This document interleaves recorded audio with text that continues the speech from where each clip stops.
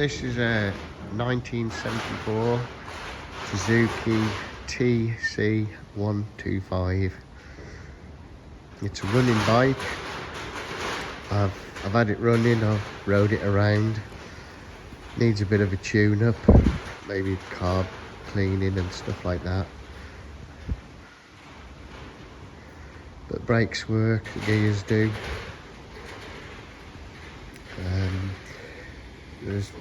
The lights need some attention.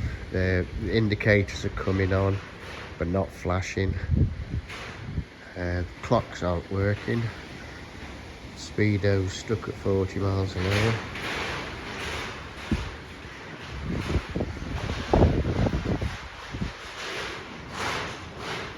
I'll start it up, but it's not ticking over, so